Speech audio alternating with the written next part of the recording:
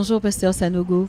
On se retrouve après la première soirée d'évangélisation qui a commencé donc hier soir. Et j'ai une question. Est-ce que vous vous attendiez à un tel engouement de la part du peuple? Euh, il faut dire que c'est la toute première croisade que je fais en Martinique.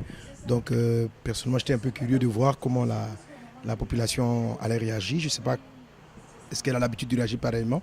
Mais juste après l'événement, en parlant un peu avec le pasteur et les personnes, j'ai compris que c'était quand même assez exceptionnel de voir autant de monde venir à ce premier jour. Donc, je rends grâce à Dieu pour une réponse, cette réponse massive. Voilà, vraiment des milliers de personnes sont déplacées là pour ce tout premier jour de croisade et nous bénissons le Seigneur. Comment est-ce que vous avez vécu ce temps de partage? Mais ça a été vraiment très fort, très fort. L'Esprit du Seigneur était particulièrement présent. Déjà dans ma phase de préparation, dans la matinée et puis même depuis Abidjan, je sentais que c'était un rendez-vous divin. Je n'avais pas encore la connexion de comment est-ce que l'Esprit Saint allait me conduire. Parce que vous voyez, dans un programme, on ne fait pas ce qu'on veut. On essaie d'être le plus possible sensible au Saint-Esprit. Qu'est-ce que l'Esprit nous dit? Comment est-ce qu'il veut guérir? Vous savez, Jésus a dit ceci. Le Fils ne fait rien de lui-même. Il fait tout ce qu'il voit le Père faire. Donc, avant de monter dans un programme, il est important de sentir comment est-ce que l'Esprit de Dieu s'apprête à agir, à guérir, à visiter et pouvoir suivre le Saint-Esprit. Dans les premières minutes que je suis monté, ce qui est assez fréquent dans le ministère, pour moi, peut-être que je ne suis pas trop à l'aise, j'ai trouvé l'atmosphère un peu lourde, mais on a adoré, et puis à un moment donné, c'est comme si le ciel s'est ouvert. Voilà, le ciel s'est ouvert. Je m'y attendais à un moment donné, donc pendant que la parole était donnée, les premiers chants, l'adoration dans laquelle on a été conduite avec persévérer, le chant persévérer, et puis la proclamation du nom du Seigneur, c'est comme si à un moment donné, le ciel s'est ouvert et la main de Dieu, comme si à descendre, à agir, la parole, je crois, a touché les vies, a touché les cœurs. La preuve, c'est qu'il y a eu beaucoup de personnes qui se sont levées pour donner leur vie à Jésus, des jeunes, des personnes âgées. Et la puissance de Dieu est venue. Il y a eu énormément de délivrance, des gens étaient guéris. Et c'est vraiment ce que j'avais senti avant, d'avance par le Saint-Esprit, que la première soirée allait être une soirée vraiment de délivrance. Et je bénis Dieu qui nous a conduits ainsi. Nous sommes dans un thème qui secoue les esprits. Alors, hier soir, on a parlé du serpent ancien, du diable, de Satan.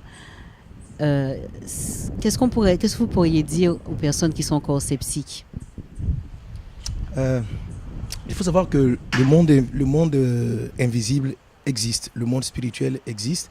Vous le vivez tout le temps. Le monde des rêves, ce n'est pas un monde matériel, mais il existe. On fait des rêves, le monde invisible. Même là où nous nous tenons, sans entrer dans la dimension même spirituelle, déjà dans le monde invisible, là où nous nous tenons, je peux dire ici qu'il y a des gens qui jouent au football en ce moment, parce qu'il y a les ondes de télévision, des ondes radio qu'on peut capter ici, en tout environnement donné, parce qu'il y a des émissions télé, radio. Il suffit qu'on ait un récepteur là en ce moment, et on va entendre qu'il y a des voix qui étaient dans l'air, on va entendre qu'il y a des images qui circulaient dans l'air, donc il suffit qu'on ait le récepteur et on va les percevoir.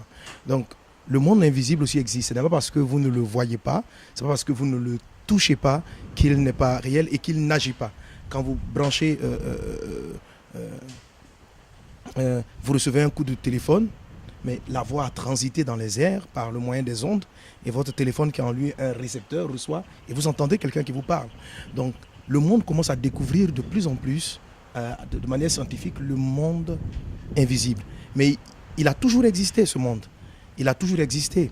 Il n'a pas existé lorsque les gens ont découvert les ondes radio.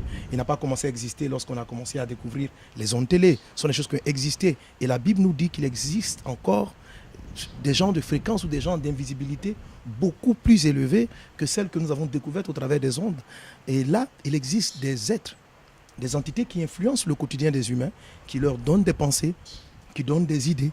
Il y a des esprits qui sont derrière, qui vont donner envie à des gens, qui vont donner des désirs de meurtre, de suicide, qui vont encourager la destruction.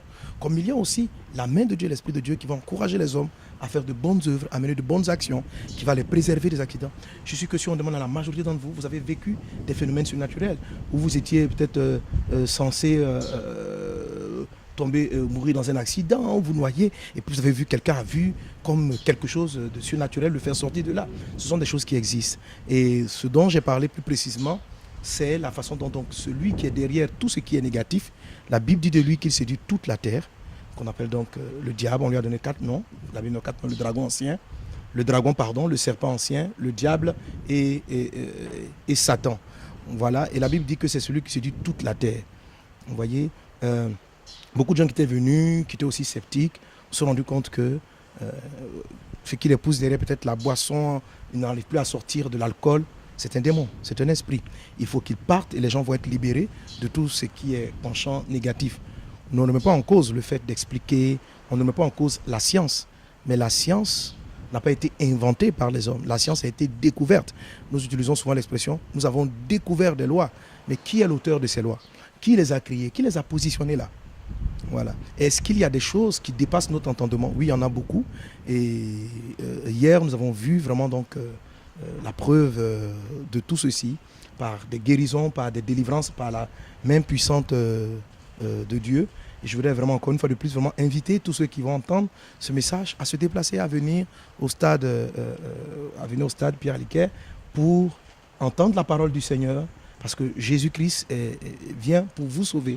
Il ne s'agit pas d'une affaire de religion, de parler de nous, on est des évangéliques, des protestants, des catholiques. Non, il ne s'agit pas de cela. La vérité n'appartient pas à une religion. La vérité, ce n'est pas un dogme. Voilà, on trouve le mal partout. On trouve le mal chez les protestants, on trouve le mal chez les catholiques, on trouve le mal dans l'islam, on trouve le mal partout. Le mal n'habite pas dans un groupe de données, il habite dans le cœur des hommes. Lorsque les hommes ne rencontrent pas réellement le Seigneur et le Sauveur, le mal va persister dans leur vie. Alors, lorsqu'on aborde ces sujets, ne commencez pas à dire nous sommes athées. Il y a des athées criminels, il y a des croyants criminels, il y a des athées voleurs, il y a des croyants voleurs. Donc, peu importe. Ce dont nous sommes en train de parler, c'est comment triompher du mal. La Bible dit, parlant de Jésus, Jésus dit: voici l'agneau de Dieu qui vient ôter le péché du monde. Donc Jésus-Christ est là.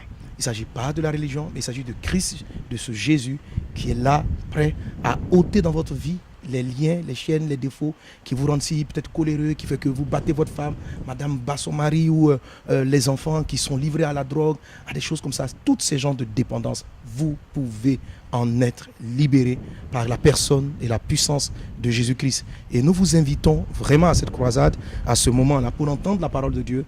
Ce n'est pas une idéologie scientifique, tout ça. C'est la parole de Dieu. Dieu n'a pas oublié la Martinique. Dieu se souvient de la Martinique. Et ce programme, selon ce que nous avons vu hier, nous pouvons dire que Dieu s'est souvenu et que la main de Dieu est à l'œuvre ici, en ce moment, en Martinique. Merci, Pasteur Sanogo. En tout cas, rendez-vous ce soir, 18h, et soyez nombreux.